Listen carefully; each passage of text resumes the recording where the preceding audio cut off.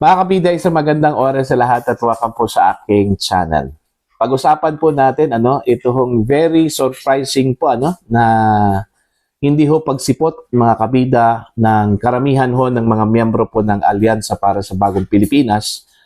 Diyan po sa Cebu Rally kahapon po Kung maalala po ninyo, nagkaroon po ng rally itong One Cebu ang political party po mga kabida ni suspended Cebu Governor Gwen Garcia Ang pumunta lang po doon at nagpakita po mga kabida ay ito si dating DILG Secretary Benhur Abalos out of 10 Alyansa bets.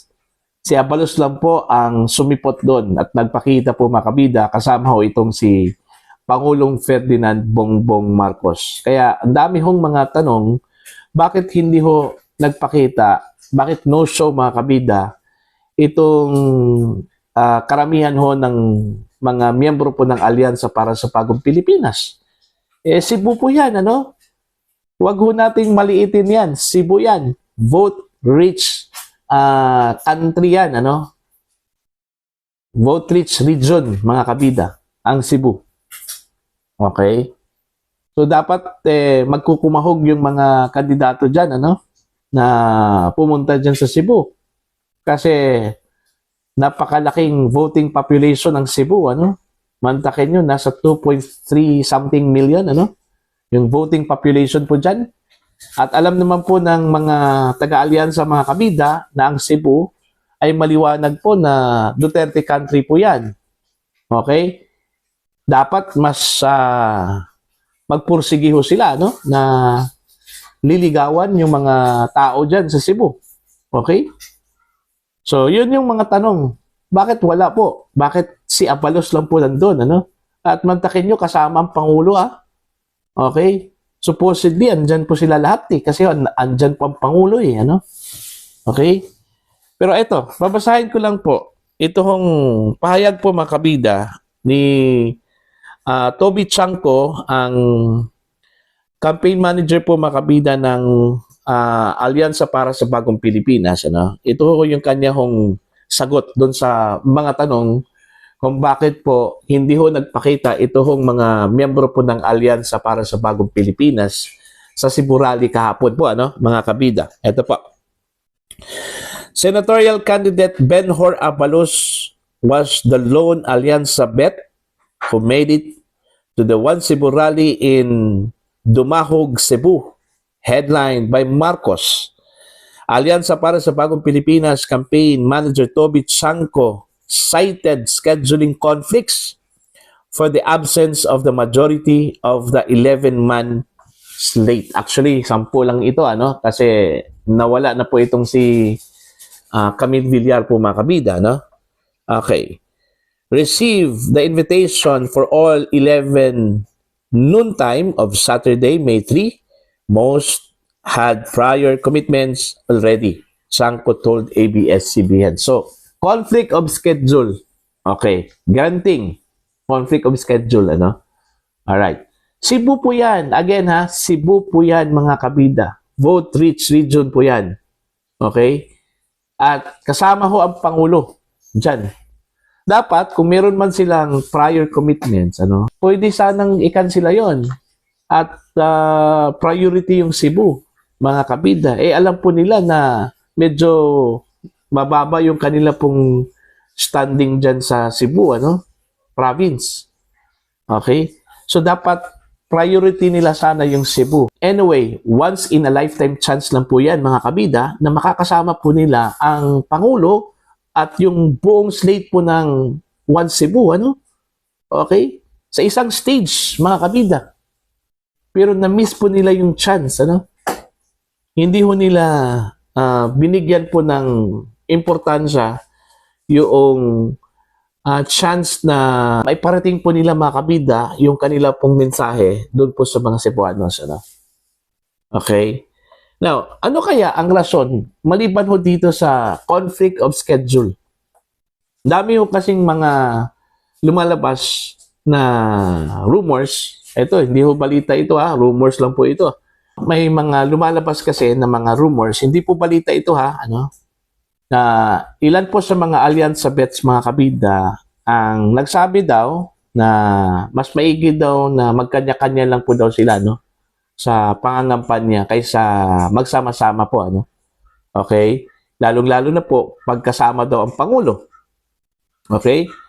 Alam naman po natin na ang pangulo po ay bagsak yung kanyang trust at saka performance ratings po Yung pagtitiwala ho ng taong bayan po sa kanyang mga kabida medyo questionable po Okay? Kung pagbabatayan po natin yung survey po mga kabida ng Pulse Asia, okay? Mantakin nyo 25% lang po yung kanyang trust at saka performance ratings, napakababa. Alright? So, siguro yun din yung rason ayaw ho nilang madamay, okay? Doon po sa pagtitiwala o hindi ho pagtitiwala po ng taong bayan po sa Pangulo, mga kabida. Yun yung speculation lang po hindi ho definite mga kabida yung rason kung bakit po ayaw po nilang pumunta kasama ang Pangulo. Okay, let's give the benefit of the doubt. Okay, sasabihin po natin na conflict of schedule. Pero kung ako yung kandidato, personally, mas uunahin ko po yung Cebu, mga kabida, kaysa dun sa prior commitments ko. Anyway, pwede naman yung balikan, yung prior commitment. Okay? Uunahin ko po yung Cebu. Kasi again, ang sinabi ko po kanina, once in a lifetime chance lang po yan, na una, makasama mo yung Pangulo, pangalawa, makasama mo yung buong slate po makabida ng One Cebu. Ang One Cebu po sa Cebu province, sa yung kumbaga dominant party po makabida, diyan po sa Cebu, ito hong One Cebu. So, mas maganda kung makakasama mo yung whole slate. Kasi pwede ho silang makatulong po mga kabida sa inyo, para ho sa endorsement at paghikayat po dun sa mga Cebuanos po mga kabida na iboto yung the whole slate po ng Alyansa para sa Bagong Pilipinas, Pero, yun nga, hindi ho sila nagpakita, Okay? Yung unang report, chismis na baka inisnap daw, hindi inisnap yun. Sabi po ni Toby Chanko, conflict of schedule daw, Pero yun nga kung ako yung bet ng alyansa, mas uunahin ko po ang Cebu kaysa dun sa prior commitment ko. Okay? Malaki ang Cebu mga kabida. Kailangan po ng alyansa bet yan. 2.3 million yung kanila pong registered voters. Mantakin mo, napakalaking voting population. Imimiss mo lang. Okay? So, yun po.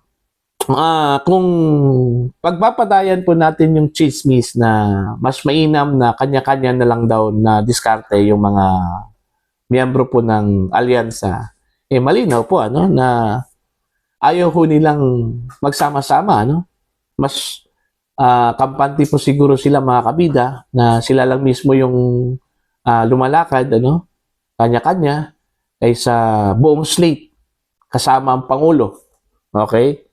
Ayaw po siguro nilang madamay doon po sa napakababang trust rating at saka performance ratings po ng Pangulo. By the way, dito ho kay Pangulong Marcos, meron kasing lumabas na balita na yung kanyang presence sa Cebu Rally po makabida ay isa hong pagpapakita ho ng kanyang suporta sa suspended governor mga kabida na ito hong si Gwen Garcia, Okay? Pero nilinaw po yan ng Malacanang.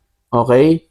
Yung pagpunta ho ng Pangulo sa Cebu ay hindi ho daw ibig sabihin na sinuportahan po ng presidente si Governor Gwen Garcia, yung kanya hong pananatili sa pwesto despite mga kabida sa suspension order. Ito, babasahin ko lang po yung headline po ng ABS-CBN.